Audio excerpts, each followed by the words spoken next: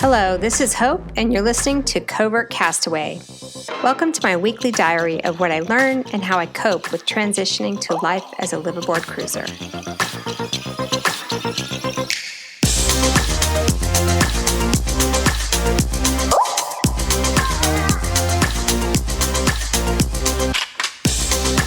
Dear husband, darling hubby, dawdling hottie, Dork Head, or any other extensions of this handy acronym will do, depending on the circumstance. In today's episode, I'll talk more about relationship dynamics and all the glory of how those get to play out as we make our way to living a life on the sea.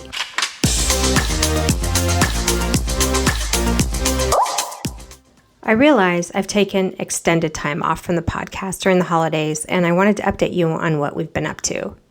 Basically, the tactics of what we've been doing have nothing to do with sailing. We've been knee-deep in house projects and, ironically, snow.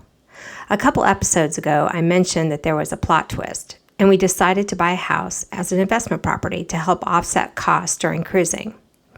Well, that's what we did. And that's where we've been spending a lot of our time and focusing most the month of December. Part of me has been torn as to how to share this part of our story. Because if you're a regular listener, your focus is on the boaty part of the adventure, not some nobody's property drama. After reflecting on the last few weeks, I've decided that it definitely qualifies as the boaty part, because this was a major dress rehearsal in how things will play out in my relationship and all the dynamics with my DH once we get on the boat. So, wow, what a wake-up call. Let's just start there. My husband and I are remarried, so basically mostly through our life together, we've managed a lot of things separately, like parenting our kids and managing our own money. Yeah, I know, it sounds really weird, since, we all live together and everything, but it works out for us, or it had. For us, it was just cleaner, all things considered.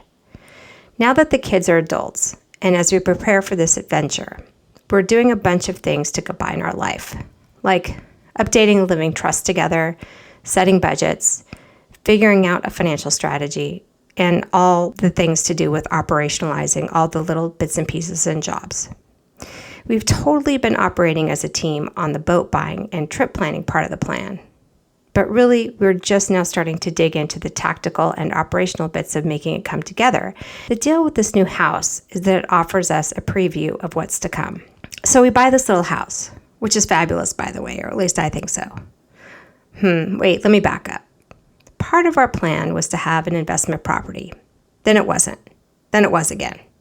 I did all kinds of research and decided a vacation rental property was not only far more aligned with the targets we set, both in terms of getting the right balance of cash flow and IRR, but also it offered us the ability to have a home base to come back to on a periodic basis, or if something unexpected happened.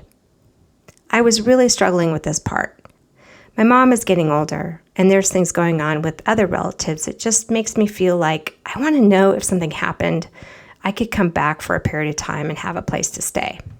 Okay, I'll admit, it helps now that I have a place to store my lifelong Christmas decorations and family photos. So we landed on a property we got a pretty good deal on. Outside of the Bay Area, by the way. Just a few hours of where my family lives. So it's close, but not next door. Lake Tahoe, to be exact. Nice mountain life and enough of a climate difference than living on a boat to make it novel. And a fairly recession-proof place to attract vacationers at a real estate price that's still within reach. So, there you have it. And by the way, it was a stunning 360-degree view, which includes the lake. Pinch me. Sunrise in the morning and those crazy pink and purple sunsets at night. Amazing. Just planting a seed there in case you ever are thinking about taking a vacation in Tahoe. Wink, wink. We got it fully furnished and turnkey. I mean, it may have to do with how high it is on a hill, and the previous owners didn't want to deal with moving their stuff. It recently had been remodeled, thank God, because doing a whole renovation would not be in the cards either with everything else going on. So the first week we're there together as new owners, literally the weekend we got the keys. My DH and I started making plans for how we wanted it set up for vacation renters. Okay, and a little for us too, to be honest. My style. Focus on the big issues first. Figure out a practical fix and move on to dinner. His style: go through every room, item by item, and take every measurement and determine every possible thing you might want to do. Then start down the list. Yep, relationship dynamics thoughtfully brought to you by the makers of hell, if you ask me. Before I linger on the drama of it all, I want to acknowledge fully that the perfect approach is probably somewhere in the middle. So it's good that each of us are the way we are. But yeah, wow, that's all I got to say. Now I get what Emily said about patience in our podcast together a few weeks ago. Another dynamic that came up had to do with this managing job separate business I referred to. I'm one of those people that can make 1,000 decisions on things looking at my phone before getting out of bed in the morning. I can run so fast that I can forget that he might have a say in any one of those decisions I may already have solved before my cup of coffee. He likes to talk through his decisions and collaborate on them and form conclusions together. And I just want to get the freaking things done and off my list, and there you go. When I slow down to talk through things with him, I get utterly annoyed. Like just standing there and chit-chatting about minutia is a waste of time, when I could be focusing on solving 10 different problems in the same amount of time. The picture in my mind, for those of you that can relate, is the cartoon character Pebble Appeal, enamored with the smell of flowers and intoxicated with joy, and the Tasmanian devil spinning up, kicking up dust. Guess who's who in this scenario? There is no doubt about it. When my husband takes on a job, he absolutely gets it done right. The right things are addressed, and it comes out beautiful. It may take forever, but it's a masterpiece. When I take on a job, it will get done, that's for sure, on time and on budget, but it may not at all be pretty. In another life, I think I did triage. Fix things so they don't bleed out, but you might have to re-break it later to make things right. So that's been our house adventure over the last few weeks. Putting in smart devices, lighting, hanging curtains, you name it. Mr. and Mrs. Bickering in Bickerson City, but we're able to laugh about it most of the time at least. I guess the funniest thing, well, it's the not so funny part, is since this wasn't all in our plan when we downsized, we are now literally having to buy things we got rid of. Not big things, but stuff like a hammer, some drill bits, nails. We gave away a whole emo bucket full of nails and screws, and it annoys me to no end to pay $4 a box for nails we just literally gave away. Also, we forgot we actually liked the snow and the winter, and got distracted shopping for boots and wool socks and base layers and figuring out how to get season tickets and equipment to learn how to, snowboard. Also, stuff we didn't budget or plan for. A lot of distractions. And we're back.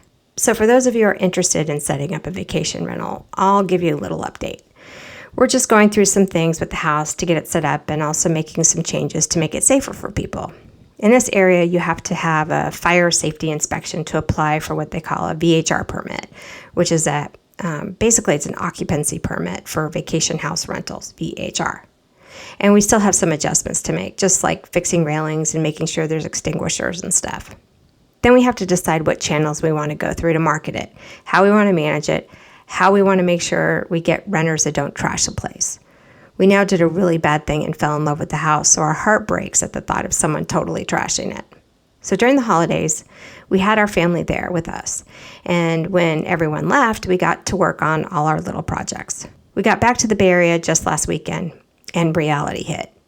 We were so much in this little Lake Tahoe snow globe bubble that we were in that we sat down to look at our Trello board and all the stuff we had to do with the boat stuff. We totally freaked ourselves out and had a big argument about priorities. Though the irony is we were both arguing at the same point, so actually we weren't really arguing. We were just agreeing really loudly with our outside voices. As it turns out, our boat is delayed a month. Oh, I'm shocked. Which helps us out some because we're behind in figuring out insurance and finalizing our decision on where we want to flag it, which we keep flip-flopping on, especially since now we have this Iran situation no one saw coming. The idea of now flying the Old Faithful as we're chilling in Turkey doesn't sound so grand, and I'd like to be there flying the flag that doesn't scare off any Navy allies of ours. Okay, I'll stop there. Red ensign sounds pretty good right now, though. We're also flip-flopping on LLC or no LLC, and there's lots of opinions on the matter. This is another one of those things that sounds good in theory for various reasons, but when you break it all down, I'm just not seeing how it makes sense for us.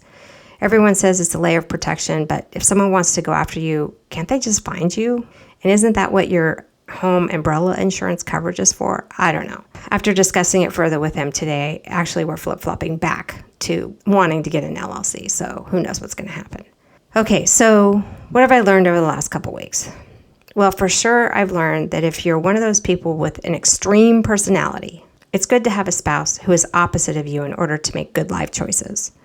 I'm learning to be patient and listen, and he's learning to cut corners a bit, which I know secretly makes him want to pull his fingernails out. It's the battle of done is better than perfect versus doing things right just takes time. The struggle is real. I told him my keen and creative problem-solving skills and propensity for action might save his life someday, so he better appreciate it. He didn't respond when I said that, so he must be mulling it over for deep consideration or reevaluating his own life choices in a spouse. I guess for me, it also calls out how important it is to really be able to communicate about some of these different situations openly and look for benefits and differences as a team and not dwell on or get resentful about them.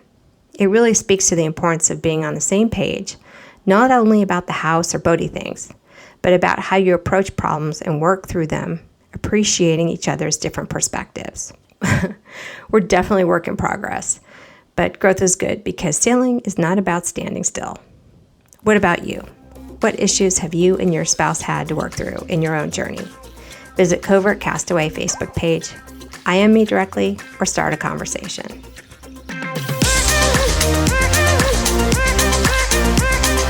Thank you for listening. If you like this podcast, please subscribe, like, or share with another Covert Castaway. Fair winds for now.